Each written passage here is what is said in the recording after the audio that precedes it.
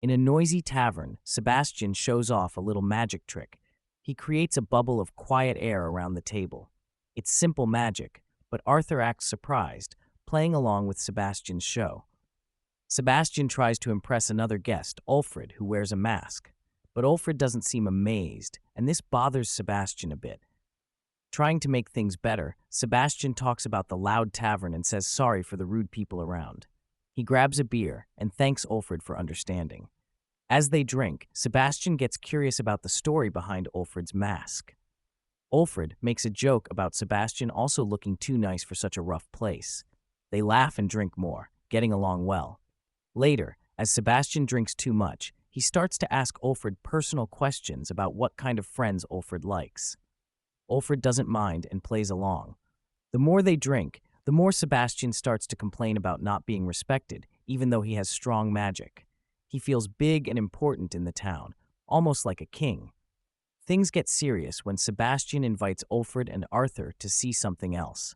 They go to a big stone building where Sebastian keeps people locked up. Inside, it smells bad and the air feels sad. They see many people locked up in small rooms. Their eyes look scared and tired. Suddenly, Alfred uses his magic to trap Sebastian, turning him slowly into stone. This surprises everyone, and Sebastian's helpers try to fight back. But Arthur is quick and stops them easily. With Sebastian turned to stone and the helpers taken care of, Arthur and Alfred leave the place. It's quiet as they walk away, thinking about what just happened. They know things might get tougher from here, but they are ready. A figure appeared, tall and menacing, walking with a casual confidence. His black bandaged arms dangled like loose ropes, and though he had a slight hunch, his height still towered over most. Arthur didn't need to see the face. That gait, that aura, it was unforgettable. It was Udo, the retainer responsible for killing the lance Arthur had replaced. "Udo," Arthur said, his voice steady, though the storm inside him threatened to break free. The retainer's lips curled into a sinister grin. "Hello, boy wonder." Beside Arthur, Alfred gave a stiff bow, his movements mechanical. Udo ignored him, focusing entirely on Arthur. The air seemed to thicken, pressing against Arthur's chest, making it harder to breathe. Udo's chaotic aura crackled with energy, like a storm waiting to break loose. "Let's take this elsewhere," Arthur said, his tone sharp. If there was going to be a fight, it couldn't happen here, not with innocent lives in the way. But Udo chuckled, tilting his head. "Fight? Why would I waste my time on you? You're not even worth the effort." Arthur smirked, hiding his growing impatience. "You're here, aren't you? If you just wanted me dead, Alfred and a few soldiers would have been enough." Udo's amusement turned to cold anger, but before he could reply, Alfred spoke up, nervously mentioning Lord Radiaz's instructions. He didn't get far. A black spike shot up from the ground, piercing Alfred's nose, silencing him with a scream of pain. "I don't care what your traitorous master thinks," Udo spat, turning his attention back to Arthur. He gestured for Arthur to lead the way, and the tension in the air grew heavier. The underground chamber was vast, far larger than the prison above. Thousands of soldiers filled the space, but their confidence was waning under Udo's oppressive presence. Alfred's instincts screamed at him. This wasn't going to end well. Suddenly, a familiar voice broke the silence. Aya, another lance, was here. Her voice was calm, but the edge in her words hinted at the chaos to come. The chamber grew darker as the light artifacts shattered one by one, leaving the room shrouded in mist. The soldiers' confusion turned to panic as illusions and spells flew through the air. Alfred fought to maintain control. Aya's mist was everywhere, her illusions weaving chaos among the soldiers. "Come out, Aya," Alfred called, his voice firm. "There's no need for this. Another Vritra will be here soon. Leave now, and you'll survive." But Aya's mocking laughter echoed from every direction. She didn't come here to escape. She came to finish a job. The battle began in earnest. Alfred's molten armor clashed against Aya's air blades. The mist swirled like a living thing, making it nearly impossible to pinpoint her location. The soldiers fell one by one, unable to distinguish real threats from her illusions. Every step Alfred took felt like a test of his resolve. Finally, Aya revealed herself, striking with a whirlwind of compressed air. Alfred's armor cracked, and for a moment it seemed she had the upper hand. But Alfred wasn't done. He trapped her arm with molten rock, piercing her with a mana-infused strike. Victory seemed close until it wasn't. Thin strands of mana, barely visible, snaked their way into his armor. Aya's trap had been set all along. She controlled his body, his breathing, with terrifying precision. Alfred was forced to acknowledge her mastery of magic, even as his strength began to fade. In the final moments, Alfred could only make one request. "Spare Micah," he managed to say, his voice weak but resolute. Aya's cold eyes flickered with something, perhaps regret, but she gave no promises. As the world darkened around him, Alfred felt the weight of failure. He had fought for what he believed in, but Aya had outplayed him. The last thing he heard was her voice, quiet and final, as his breath slipped away. The fight between Alfred and Aya wasn't just a clash of power, but of ideals. Each step, each move, was a reminder of the cost of war and the sacrifices that come with it. The underground chamber may have become a grave, but Alfred's resolve burned brighter than the magma surrounding him. And during the same time that fight happened, it was the time for Arthur and his dragon to fight against Udo. Arthur stood in the shadow of the Grand Mountains, where the first light of dawn cast an eerie glow over a glade strewn with boulders and remnants of an ancient forest destroyed by an avalanche. Patches of snow hid in the shadows, a silent testament to the harshness of nature. A dozen yards away, Uto stretched leisurely, a sinister calm in his movements. Sylvie's voice echoed in Arthur's mind, filled with apprehension. "I know," Arthur responded mentally, shrugging off his woolen cloak to face the looming threat. The air around him vibrated with a tense energy, a stark reminder of the power Uto wielded. Udo's voice cut through the morning chill. "Do you know what motivates an enemy the most?" He didn't wait for an answer, his tone casual yet piercing. An enemy seeking revenge fights with the most gusto. Arthur gripped Dawn's Ballad, its teal blade glowing ethereally despite the dim light. The sight of its jagged, broken tip pained him, yet it remained his most formidable weapon. "You think this is a battle for revenge?" Arthur replied, eyeing Uto with a steady gaze. "Isn't it?" Udo tapped his chipped horn, stepping closer. "You seemed quite riled up about the elf I killed." "My first time meeting her was when she was dying," Arthur countered, stepping forward, his grip tightening on the sword's hilt. "Revenge isn't my motivator. I see you as a threat that needs eliminating." Udo's frown deepened at the lack of the emotional reaction he expected. He rambled on, musing about personal connections and possible vengeances, which Arthur knew were just attempts to provoke him. In response to Udo's taunting, Arthur launched a sickle-shaped blade of frost, only for it to shatter against a black spike Udo conjured from the ground. The retainer's tactics were as irritating as they were effective. "It's that kind of rage and impatience I was looking forward to," Udo taunted, snapping his fingers in mock disappointment. "Are you done?" Arthur asked, his voice tight, as he adopted an offensive stance with his sword. Udo shrugged nonchalantly. "You might as well bring out your little bond. You're going to need all the help you can get." "Come out, Sylvie," Arthur called out, not breaking eye contact with Udo. Sylvie emerged from his cloak, her scales bristling, her eyes sharp with readiness. Udo mocked the bond between them, lamenting that their connection wasn't as profound as he had hoped.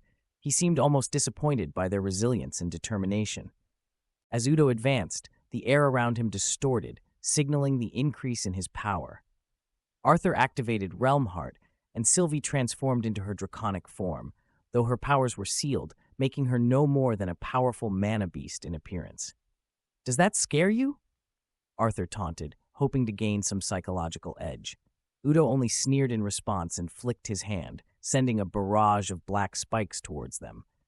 Arthur and Sylvie dodged in opposite directions, narrowly escaping the deadly assault.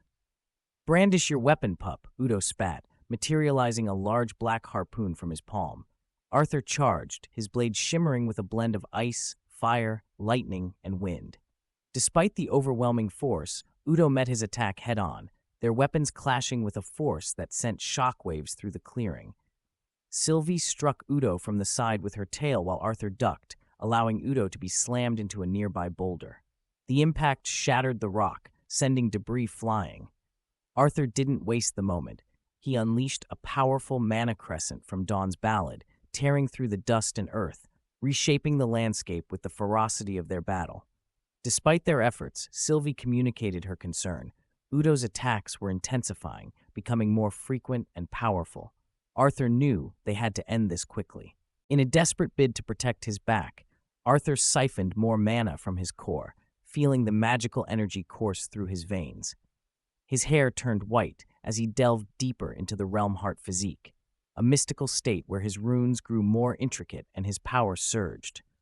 The mana around him danced to his will, twisting into complex spells that would have otherwise required immense concentration. His sword, Dawn's Ballad, shimmered with a silver frost aura, while his left fist crackled with tendrils of black lightning. Udo, his adversary, was visibly tense, but had little time to ponder as Arthur charged, unleashing a flurry of attacks. His sword blurred, leaving trails of silver as he mixed in martial techniques, punches, elbows, knees, and kicks taught by his mentor Cordry. Each of Arthur's sword strikes met Udo's counter of black spikes, which froze and shattered upon impact. Behind him, Sylvie, his loyal companion, shredded through the spikes with her claws and scales. As the battle intensified, Sylvie warned Arthur that Udo's attacks were increasing in volume. Ignoring the fatigue, Arthur tapped deeper into his mana reserves, enhancing his reaction times with lightning magic. The world around him seemed to slow, his senses heightened to a surreal clarity. With precise movements, Arthur dodged and struck, finally landing a solid punch on Udo's sternum. Surprised by his success, he hesitated, which allowed Udo to strike back with staggering force, sending Arthur crashing into a tree. Recovering quickly, Arthur contemplated using Burst Step, a powerful but risky move. Sylvie, sensing his thoughts, warned him of its dire consequences. Instead, she suggested exploiting Udo's reliance on shadows for his spike magic. They needed to fight him in the sunlight. Together, they ascended above the mountain shadows. Arthur adjusted to fighting atop Sylvie's back as they faced Udo in the air. The absence of shadows hindered Udo's ability to summon spikes, giving Arthur and Sylvie the advantage. Despite this, Udo's expression showed boredom rather than concern, unnerving Arthur even as he landed a significant blow with Dawn's Ballad. The fight took a dire turn when Udo revealed metal piercings across his body, each casting shadows and serving as anchors for his dark magic. In a desperate attempt, Arthur tried to use Avum, a time-controlling power, to evade a fatal strike. This brief manipulation of time allowed him to avoid immediate death, but didn't prevent Sylvie and him from crashing to the ground. Severely injured and barely conscious, Arthur found himself in a crater, with Sylvie gravely wounded beneath him. Frantic, he attempted to use Aether, a mystical energy, to heal Sylvie, drawing on their deep bond and his remaining strength. As he struggled, a mysterious girl appeared, holding Udo's lifeless body. Unlike Aya, whom Arthur might have hoped to see, this girl was from his past encounters in the cavern at Darv. Holding a scythe, she stood as a new, enigmatic figure in Arthur's turbulent journey, suggesting that Sylvie would survive, but leaving their fate uncertain. Arthur's mind raced as he lay there, drenched in sweat, each throb of his head a stark reminder of his dire circumstances. With his mana depleted and his body on the edge of collapse, he was painfully aware of his vulnerability. His bond, Sylvie, lay incapacitated beside him, further deepening his sense of helplessness. He watched warily as the mysterious woman stood at the edge of the crater, her presence an enigma. She was strikingly different from any foe or ally Arthur had encountered. Her hair shimmered like liquid amethyst in the sunlight, and her skin had the luster of polished alabaster, a stark contrast to the sickly complexions he was used to seeing among his adversaries. Her black horns spiraled elegantly, adding to her formidable appearance, which was devoid of any discernible aura, a stark and unnerving anomaly. Arthur's instincts screamed at him to remain still, to conserve every last ounce of his energy. His mana slowly replenished through passive rotation, a painful process given his physical state. He was trapped, unable to flee and unwilling to leave Sylvie behind, even though his mind briefly entertained the thought of confronting the woman known as the Scythe. His gaze fixed on her as she performed a chilling act. With a disconcerting calm, she snapped off Udo's horns and tossed them aside, her actions shrouded in ambiguity. What could possess her to mutilate an ally in such a way? Arthur's confusion only deepened as she then effortlessly pierced Udo's core with a blade of pure mana, a feat that suggested immense power and precision. As Uto's body was discarded into the crater like a broken doll, the Scythe spoke in a tone that suggested rehearsed indifference, declaring that Arthur had subdued Uto but pierced his core to prevent any further use of mana, ostensibly for interrogation. The narrative she crafted was meticulous, leaving Arthur to wonder about her motives. Rather than question the scripted reality she presented, Arthur asked for her name, his voice weak yet tinged with the need for understanding. Her response, Siris Vritra, was delivered with a deadpan expression that revealed nothing of her true intentions. Propping himself up against Sylvie's massive form, Arthur expressed his gratitude to Siris. His body ached, each movement a testament to the ordeal they had endured, but he maintained a semblance of dignity in his posture. "Thank you, Siris Vritra. I won't forget this kindness," he said, his tone sincere. Whether she was friend or foe, Siris had intervened at a critical moment, and for that Arthur was grateful. Her actions, while mysterious, had undeniably saved his and Sylvie's lives, a debt he acknowledged, regardless of the complexities of their situation or the broader conflicts at play. Exhausted and overwhelmed, Arthur found a moment's peace leaning against Sylvie, letting the rhythmic rise and fall of her breathing lull him into a brief escape from reality. His mind wandered to happier possibilities, a future where the war was just a distant memory, and he could imagine a life filled with simple joys and love, maybe even with Tess. But his brief respite was shattered by a haunting encounter with his former self in his dreams, a stark reminder of his past deeds and the lingering guilt that shadowed his steps. The confrontation with his former self was jarring, leaving him to question his worthiness of happiness after all the choices he had made. Startled awake by Aya's concerned voice, Arthur found himself back in the harsh light of reality, reassured by her presence, yet troubled by the shadows of his dream. Aya updated him on the outcomes of her own battles, her words heavy with the weight of actions taken against former comrades, reflecting the grim reality they both faced in this war.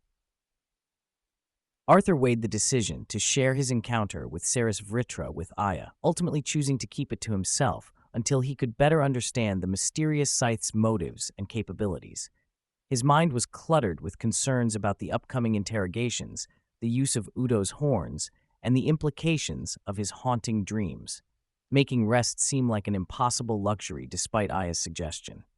As Aya left him to rest, Arthur's thoughts continued to swirl, the weight of leadership and the cost of war pressing down on him. He acknowledged the complex path ahead, filled with interrogations, strategic decisions, and personal reckonings. Yet, as his body demanded rest, he allowed himself to drift off, hoping to find some solace in sleep, however fleeting it might be.